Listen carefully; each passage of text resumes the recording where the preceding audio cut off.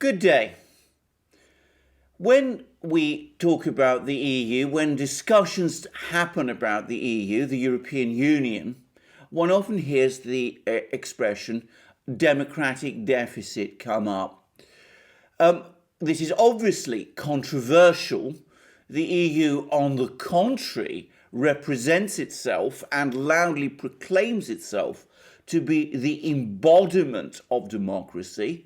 But we have, arguably, seen a vivid example of this in recent events in Italy. Italy, just to remember, is one of the founding members of the EU. The Treaty of Rome, which set up the European Economic Community, which eventually evolved into the EU, was signed there. And Italy is, of course, also a founding member of the Euro, and was one of the original countries which adopted the euro. Italy is also the country with the third largest economy in the European Union, though it is an economy that has gone through 20 years of hardship and low or negative growth, as Italy has struggled to adjust to the pressures of Euro membership. So what happens in Italy is important for the EU and is a good indicator of the state of politics and, if you like, of democracy there. Well, what happened? What has happened in Italy which highlights this issue of the lack of a democracy deficit? Well, let's go back 2 years to May 2018. There was an election in Italy.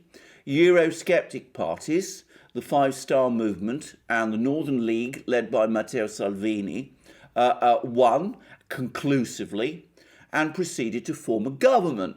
Now, these two parties had issues with each other. The Five Star Movement is leftist. The Northern League is definitely a right-wing party.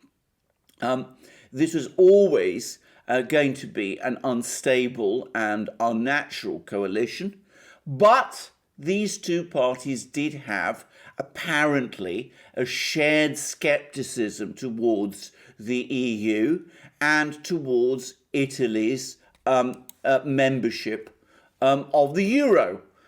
They argued, I think correctly, that Italy's membership of the euro was one of the fundamental causes of Italy's economic problems. Its mounting debt burden, which was then around 130% of Italy's GDP, it's now around 160%, and its economic stagnation and the very high levels of unemployment, especially in southern Italy, where youth unemployment has at times touched 50%. So what has happened? It's been fascinating to see how this Eurosceptic coalition has morphed into something else. Firstly, the very first thing that happened after the new government appeared to have been formed is that the Italian presidency was used to block its most important decisions. Now, it's important to say that in Italy, the president is not directly elected. He is effectively or essentially appointed by the political class to lead Italy through a rather complex election procedure. And the Italian president and the Italian presidency has, reflecting the opinions of the political class, always therefore been a establishment and pro-EU and pro-EU integration figure. The current president, Sergio Mattarella, is no exception. So within days of the election in the spring of 2018, Mattarella acted to block the new Eurosceptic government's appointment of a Eurosceptic economics minister.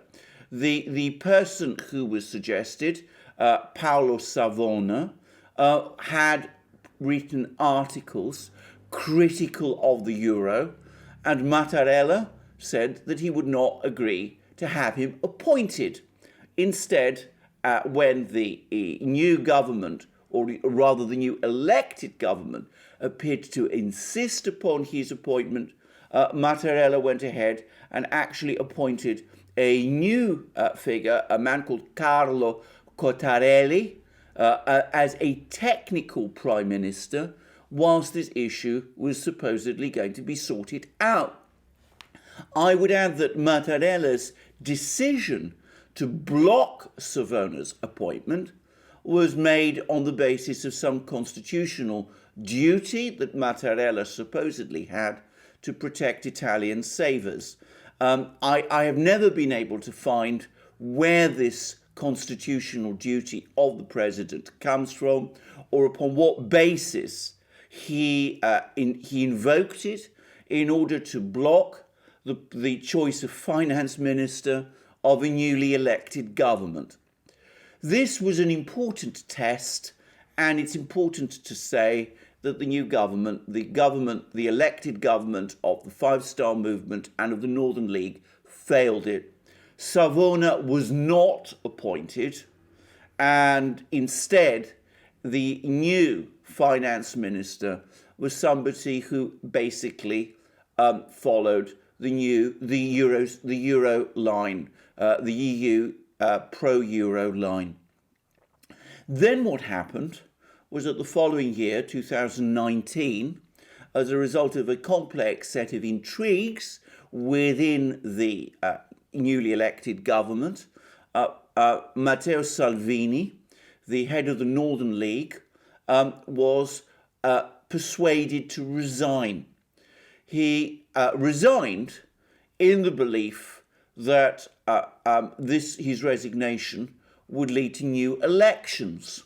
However, Mattarella and the Five Star Movement moved to prevent that, and in fact, what we got was instead a pro-EU coalition emerge, bringing together the Five Star Movement, the Democratic Party, as it is called in Italy, which is the establishment party in Italy, the pro-EU establishment, globalist, if you like, integrationist definitely party, which had been defeated in the spring 2018 election.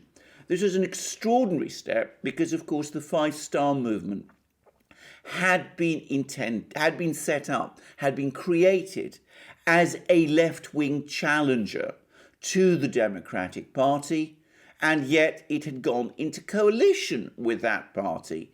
Moreover, the Five Star Movement was supposedly a Eurosceptic party, which had criticised the euro, and it went into coalition with the Democratic Party, which was, of course, the party that most passionately supported the euro. So we had a situation where, without an election, we moved from a Eurosceptic government to an ardently pro-EU government. Nonetheless, this coalition, it turned out, was also unstable, and one can't escape the feeling or the sense that ultimately the Italian political elite and, of course, the European political elite never fully trusted the Five Star Movement and did not ultimately want to see it in any part of Italy's government. So a few weeks ago, we had a new government crisis, this time provoked by a man called Renzi, who had previously been the head of the Democratic Party and had been the Prime Minister of Italy for a short spell, and who is, of course, an ardent pro-EU figure in Italy, pro-EU, pro-Euro, and definitely an integrationist, and as some would say, a globalist. So he undermined the existing government by pulling out of the government, leaving it without a majority. This then provoked a further political crisis, which has ultimately led to the resignation of Giuseppe Conte, the Prime Minister, from the Five-Star Movement, who heads the government, and it has led to President Mattarella now appointing the ultimate European technocrat, the former head and chair of the European Central Bank, no less, Mario Draghi, as Prime Minister of Italy. So we have gone, note, without elections, from a position in the spring of 2018 where the Italian people elected a Eurosceptic government to one in the winter of 2021 where the Italian political class, without elections, there have been no elections in Italy, no national elections or general elections in Italy since 2018, have picked the man who, more than any other political figure in Italy, embodies the euro and the EU integrationist principle. It's been an extraordinary thing to watch. In the meantime, Salvini, the man who within the government had appeared to stick most closely to the anti-EU, Eurosceptic, skeptic about the euro line, is enmeshed in a criminal case which has been brought against him as consequent upon actions he took as Interior Minister, and which has clearly been launched in order to discredit him and to keep him out of power.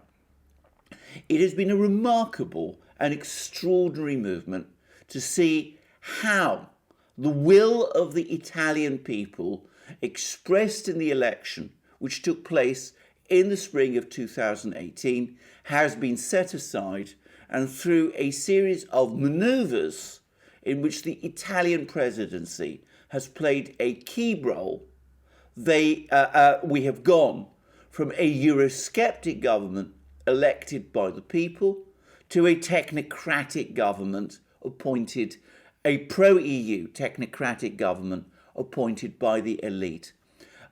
This is not the first time this has happened in Italy. Back in 2011, the former Italian Prime Minister, Silvio Berlusconi, uttered some comments, some criticisms of the euro, and this led people in Brussels and Frankfurt and Berlin and Paris and, of course, Rome to suspect that he was contemplating taking Italy out of the euro. The result was, as a result, again, of certain very complicated intrigues orchestrated through the Italian presidency, Berlusconi was ousted from power. We've seen that same pattern repeat itself now.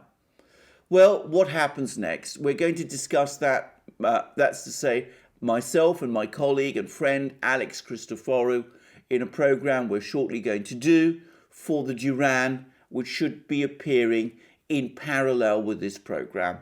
But it's important to hold on to the point which I have made in this programme, and that is that, in effect, a democratic electoral outcome which took place in Italy in 2018 has been set aside. We have gone from a Eurosceptic government elected by the people to a profoundly pro-EU technocratic government appointed by the Euro elite. I am going to say further that all these manoeuvres of Renzi, which brought Giuseppe Conte and the coalition government down, I am sure have been carefully coordinated with Brussels and Berlin, and of course with President Mattarella, and were always intended to result in this outcome. There was always some bafflement as to why Renzi had taken his party out of the coalition. I am sure that he took his party out of the coalition because ultimately he wanted to pave the way and had agreed with Mattarella to take steps which would pave the way for the appointment of Mario Draghi, the technocrat, the EU official, the former EU central banker, as Prime Minister of Italy. A democratic deficit absolutely does exist within the EU. These manoeuvres, which we have seen in Italy, demonstrate that. In former times, Italy was a country with many political problems. I can remember when it was dominated by the Christian Democratic Party and the Communist Party. That was the politics of Italy, and they were often ugly and corrupt and unstable. Having said that, there is no doubt that the Christian Democrat Party of Italy and the Communist Party in those days, in the 50s and 60s and 70s, had genuine roots in Italian society. The same was true of the person who replaced them, Silvio Berlusconi, who dominated Italy for many years. He was obviously an unusual person, perhaps corrupt, and corrupt in many ways, but nonetheless generally popular and with real support in Italian society. We have now moved to a situation where the political class exercises power in Italy and controls the government without any real political grassroots support at all. That is an ominous development, and it cannot end well. Thank you for joining me on this program. Please follow me further on this channel. Please remember to subscribe to this channel. Please also look up our other channel, our main channel, the Duran, and please also check out my colleague and friend Alex Christophorou's channel. You will find links under this video. Please also look us up on our other platforms, BitChute, Odyssey, Library, Rumble, and the rest. Please also support us through Patreon, Subscribestar, PayPal, and via Bitcoin. And last but not least, please remember to check out our shop, see the wonderful things we have there, our amazing magic mugs, this one with the flag of Australia, our hats, this one with the flag of the United Kingdom, our t-shirts, our long sleeve t-shirts, our short sleeve t-shirts, all made 100% cotton. Viewers who buy our products on our shop are delighted with the quality that they find there, and you support the Duran by coming to our shop. And please join me for my next program. Thank you very much.